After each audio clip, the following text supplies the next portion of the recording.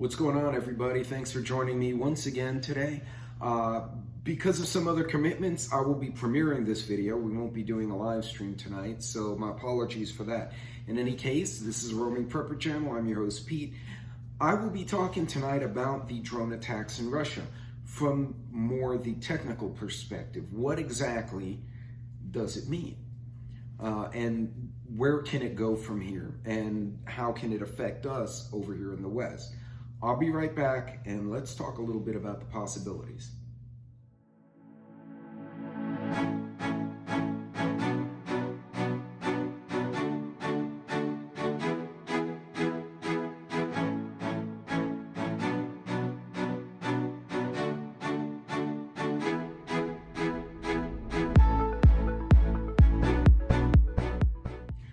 Welcome back, everybody, and thanks for joining me. As always, don't forget to like and subscribe. If you want to share the video, that does help me as well.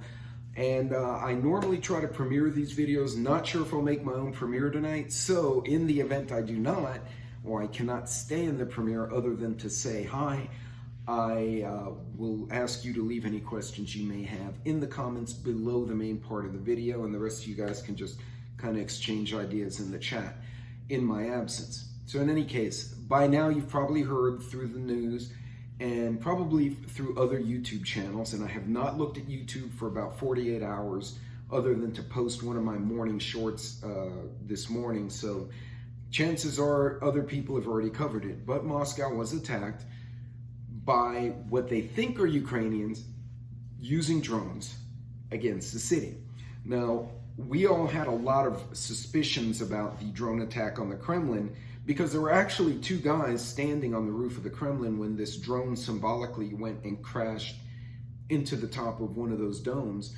My own experience, having been an explosives handler, if that had any significant payload, those two guys would have been knocked off that ladder and into the revetment around the dome purely by the shockwave. Maybe not blown to bits, but it would have knocked them down, or certainly would have made them slide down the ladder haphazardly.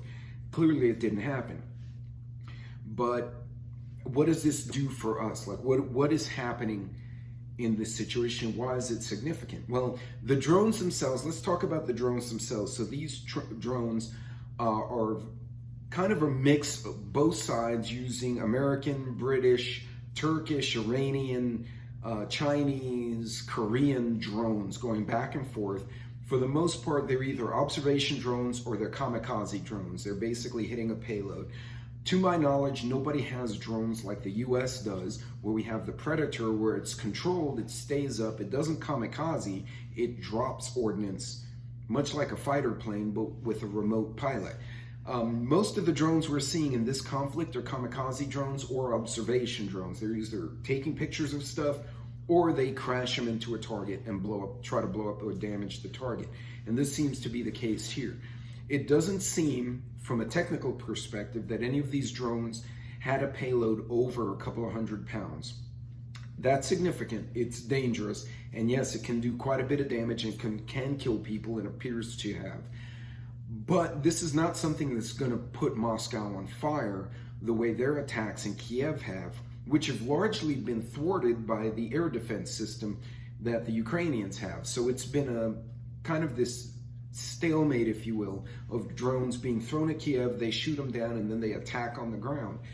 This is the first occasion where a target so far away removed from either the border or the fighting has been hit in such a way that you can say it was a concerted attack. Now, the Ukrainians deny involvement. Now, you would think, why would they do that? One, there could be a few possibilities. One, the Ukrainians did it, and they're like, we're not going to admit to it because then you can't escalate, because technically we said, I don't know what happened. Two, it could be separatists. It could be a contingent within Russia that is trying to make Putin look bad to get him out of power. And no better way to do that than to bring the war to the capital and let the public and social media and the news see it for themselves with their own eyes. Three, it could be a third party trying to instigate an escalation to the war. I won't say what third parties, but they sometimes have 2 to 3 letters depending on what entity they are, but you guys get what I'm saying. So it could be one of three things. Now, so we don't know who it came from, although it's more than likely, if it wasn't the Ukrainians, it was Russian separatists who don't like Putin. Those two would make sense. And were they provided by the third group I talked about, the organization that has letters as a name? Possibly. Who knows? It's pure speculation, but still very complicated geopolitical situation, because you have all these groups working together. So would the drones do a lot of damage? No. Is it psychological? Absolutely. What would be the goal of doing this?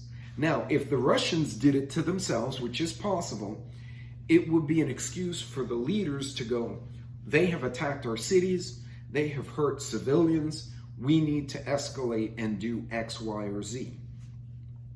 However, it also makes them look bad, because in doing so, the argument can be made, well, your air defenses are garbage because these cheap-ass drones with large hand grenades or whatever bomb on them are being used to hit our cities, and you guys didn't shoot them down.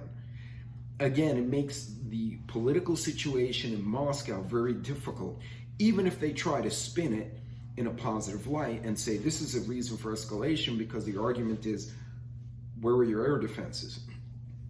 Now, these drones are very small. If you look at the video, these are not big Predator drones, Hawkeye drones. These are, or Reaper drones. These are much smaller, clearly not as high tech, and they're probably being launched from inside the borders of Russia. And that brings another question. We've seen railroad facilities, factories, other stuff randomly catch fire, have accidents or explosions within 100, 200 kilometers inside Russia. Is it possible that there are special operations elements supporting Ukraine in Russia conducting these operations? Absolutely possible. There's so many variations of what could be going on that it's almost head spinning to try to get your head around. But how does this affect us? Well, an escalation in the war will likely cause damage to the shipping of grain and other products out of that part of the world, even from countries that are not involved in either side, trying to get their product through the sea while the Russians and Ukrainians are duking it out, increases the risk of third-party cargo vessels getting hit, damaged, or just basically having to stop operations in the hopes of not getting their people killed trying to transport grain or parts or whatever it is. So this can definitely affect the supply chain. But truthfully, folks, this is simply, if it is, let's just take the most simple case. The Ukrainians drone attacked Moscow. This is what happens in war. The war will expand, and as the country that was attacked now gets a defensive foothold and now starts to counterattack, there's no reason for it not to make those kind of incursions into the invading country to put them on the defensive. Think about after Pearl Harbor, 1941, December 7th, Pearl Harbor got attacked in Hawaii. The U.S. Pacific Fleet was largely damaged. The airfields were decimated, and it was politically ugly for the United States.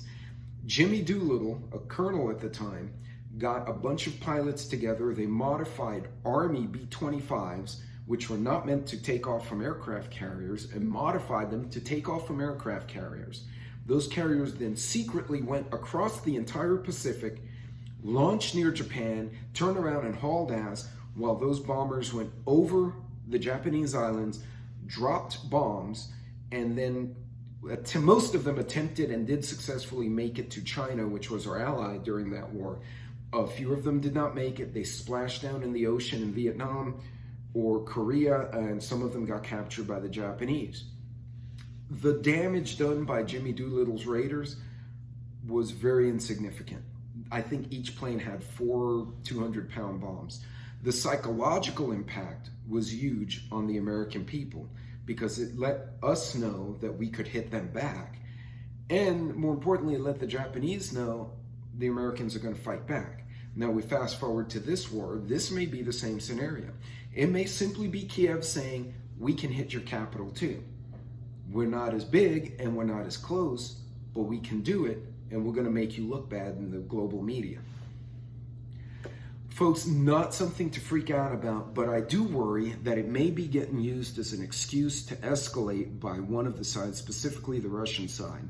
Do I think it'll escalate to the point of the use of higher level weaponry? I hope not. I would think we're not that insane yet, but it does put Moscow and the Kremlin in a bit of a pinch, because now they're going to either have to explain why their air defenses failed, even though they may say, hey, now we need to escalate. They may need to explain why their air defenses failed. And who do you blame? I'm assuming it's Kiev, but you don't know. In any case, folks, don't freak out about this one. Look at it even-handedly. This could very easily just be a message from Kiev going to their friends in Moscow and saying, look, we can make your city catch fire too. Maybe all symbolic. But I do expect, as the war progresses, as more weaponry gets thrown into this, you're going to start seeing more attacks on civilian areas, which you're already seeing, and an expansion into both countries, because they are right next to each other.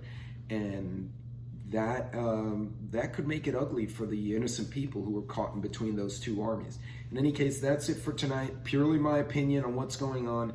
And again, these drones don't have a lot of distance as far as their capacity to travel. So they were probably at the very limit of their range, or they were launched from inside Russia, either by a Ukrainian or someone else to instigate Moscow. We'll wait and see. We'll see it in the next couple of weeks. But folks, keep an eye on this one. Really not affecting us now, unless this does cause some kind of escalation, or unless it becomes an excuse to hit NATO countries for supplying the drones, in which case that becomes a whole different scenario, but I'm not going to cover that on this video. In any case, God bless, good luck, be safe out there, don't freak out about this one. This is simply one country sending the other one a message, hey, we can punch you in the eye too. I'll see you guys later, take care of yourselves.